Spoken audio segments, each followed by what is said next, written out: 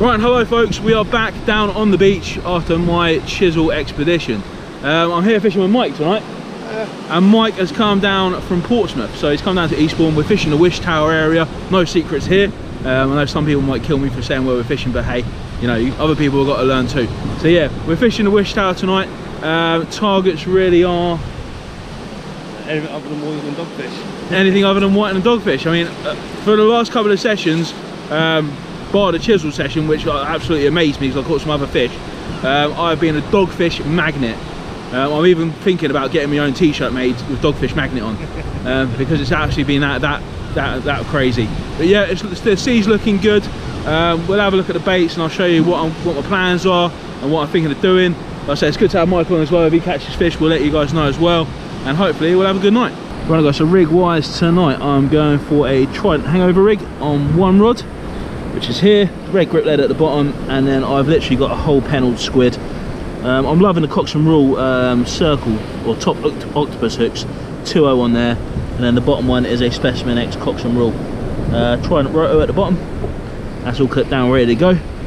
And on the other rod then I'm just going for a just a single Trident Dynaform pulley rig, which is up there.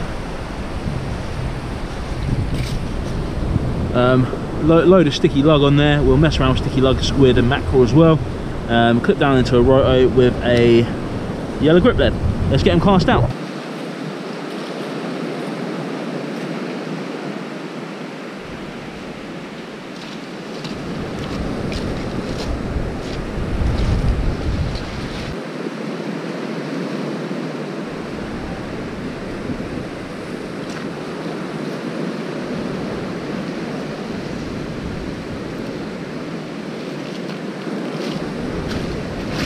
Right, rods wise, I'm using the air power on that side. On this side, I'm using the rebuilt Ziplex rod. I've got to get some multipliers for this rod because the fixed ball ain't doing it no justice whatsoever. The Ziplex M4 GT that was gifted to me by Craig Goslins. Cheers, Craig. They've all been rebuilt. Absolutely awesome. They've been rebuilt by Glenn from the Anglers Den in Eastbourne. They're absolutely great. He's done a fantastic job on them. It's their first outing, so hopefully we'll be able to get some fish on them. But yeah, I mean, it's looking good. It's looking good. Everything's set up, ready to go.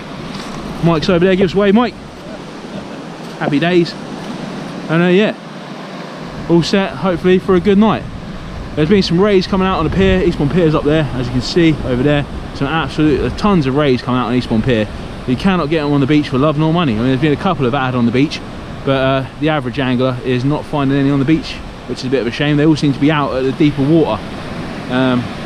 Will we get any tonight? You know, we'll have to wait and see. But yeah, I mean, it's looking great. It's looking good. Right guys, so we're fishing the tide right up to the top now. We're I think about half an hour before the high tide. Nothing really much is happening. No bites at all, which is to my amazement. I haven't even seen a dogfish tonight yet. So I mean, what will happen will happen. And we're just going to keep fishing it. I'm fishing one rod on a mackerel on a pennel, just cast out, and then on my other rod I've just switched over to a mackerel head on an 8.0, just casting close. If it happens, it happens. If it doesn't, it doesn't. And then I'm going to switch back over to these smaller rigs and see if we can try and scratch something out. That's the plan. So we'll see what happens, and hopefully over the top of the tide we might get some fish. Alright, so there it is, first fish of the night, a dog to Mike. There he is. Little rascals. Right, and so I've been fishing big baits for a while now. I think what we're going to have to do is we're going to have to switch down to smaller hooks and scratch around to see if there's anything about. Obviously I don't want to blank, so that's what we're going to do. We're going to switch down to small hooks, smaller baits, and just scratch around and see if we can find anything. Right, so first fish of the night for me,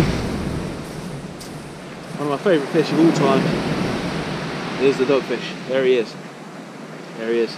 Time for some scratching. We'll cut out a scratching rig and see if we can try and pick up something else. There it is then, the start of things to come, or summertime things to come. Spider crab there. Weird little things, isn't they?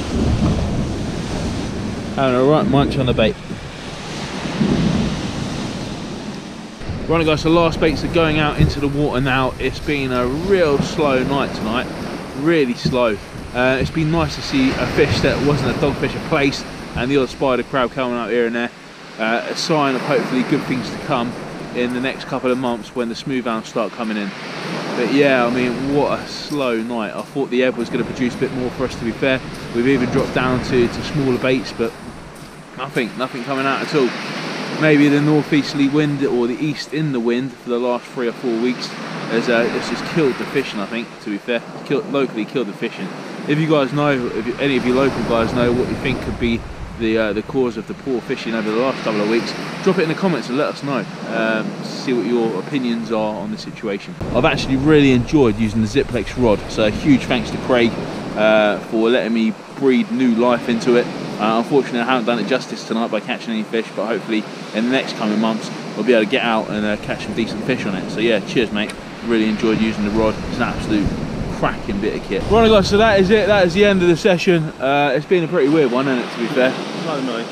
Very slow night. I had a lone dogfish, got beaten. We have dogfish Place. Dogfish place and a spider crab at the end. Yeah, proper slow. Personally, I think the east and the wind is absolutely killing the fishing locally here in Eastbourne. Like I say, if you are out and about and you are local and you're fishing Eastbourne, let us know how you're getting on. Drop it in the comments below. But until next time, I'll see you on the next one. Cheers.